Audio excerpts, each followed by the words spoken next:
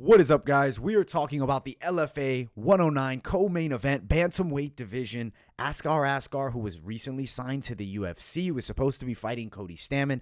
Unfortunately, didn't pass medicals, and they end up releasing him. Finds himself back on the regional scene, but in a really key spot on this LFA card in this co-main event. And the man he's fighting, no slouch on the other side, the 6-1 Justin Wetzell. I mean, look at the records. Both these guys, really skilled prospects. Lots to like for both of them.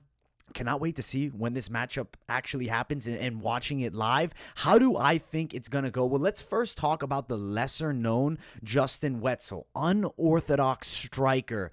Now, he is a southpaw, but often will switch the stances up, and he's moving his hands constantly, almost like herky-jerky-esque, but not extremely herky-jerky, but some odd hand movements that he will do, which, hey, sometimes those work to throw your opponent off. Front kicks up the center pretty commonly. I will say I do think he will look to wrestle in a lot of matchups. This fight's not going to be easy to do that, but he has solid wrestling, especially against the cage. From top position, he's got pretty good control. His last few fights, we'll quickly look at them.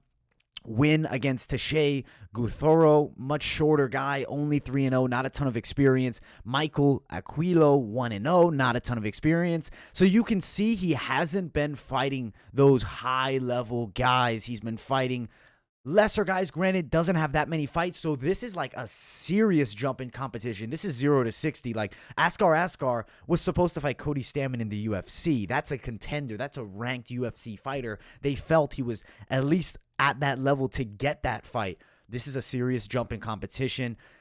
On the side of Askar Askar, let's talk about some things that he does well, because there is a good amount of them. He is a well-rounded fighter. Definitely a pressure striker on the feet. Not like overly pressuring where he comes in and he closes distance too much and jams his punches or gets taken down. No.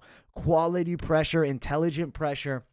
More of an upright kickboxing style, and his boxing skills are actually really good. His hands fast, but also has knockout power. Definitely has a chance to hurt his opponent with punches here on the feet. When he gets to the ground, he's also very dangerous. That's what makes Askar Askar so good. He's a well-rounded guy. He can whoop you on the feet with the kickboxing, or he can dominate you from that top position. Very heavy on top, will work ground and pound from that top position. But if you get on top of him, don't think that he's a guy that has no game off his back. No, he's good off his back too. Will throw up submissions from the bottom, make you fearful of that attack, and have you constantly thinking. He's not an easy guy to beat, and that's why just the one loss. And you look at the loss, Sergio Karamanov, 6-2. That guy is actually a really good fighter. That's a fair loss. He got knocked out quick in that fight. It happens. You look at the recent fight, 8-1 Kevin Worth, and he was able to dominate Kevin Worth and put on a very good performance. Alberto Martinez Jr., I mean, he's fought some guys with some good experience, some decent names. Definitely high-level experience advantage, Askar Askar.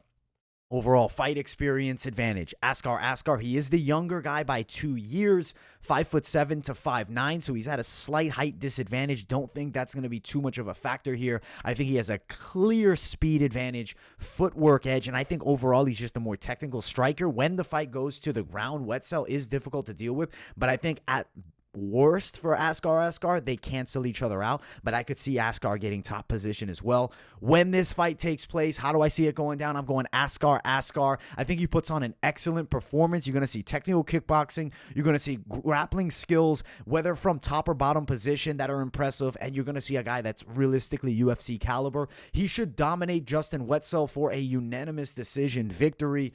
For Wetzell, he's still a prospect, even with a loss here. I do worry about the weight cut. Will he end up making weight here? That's something that could be an issue. But we're going Askar Askar. I think he wins this fight by a unanimous decision.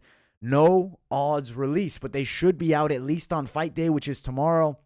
If I have to guess what the odds will be here, I think you're looking at Askar Askar as a pretty strong favorite. I could see it around -325 to Wetzell, definitely at that +200 money or more. I'm going Askar Askar. He should dominate this fight. He has a more technical skill set, and he has higher level experience. He's going to win here by a unanimous decision. I'm very excited to see where he goes from here. I will assume that if he wins this fight, the UFC is going to come calling and give him the re-signing. If not, don't be surprised if he gets scooped up by Bellator, PFL or even one championship. I mean, the guy has a skill set that I think demands a serious amount of respect, and I think he should be in one of the top promotions in the world. Should put on a showcase here. We're riding with Askar Askar. Overall, exciting Coleman event. I will be live for this LFA 109 card, so make sure you guys tune into the channel for the fight companion. Smash that like button if you guys have not already. Also, subscribe if you guys are new here. Appreciate you all so much for watching, and I will see you all in the next video.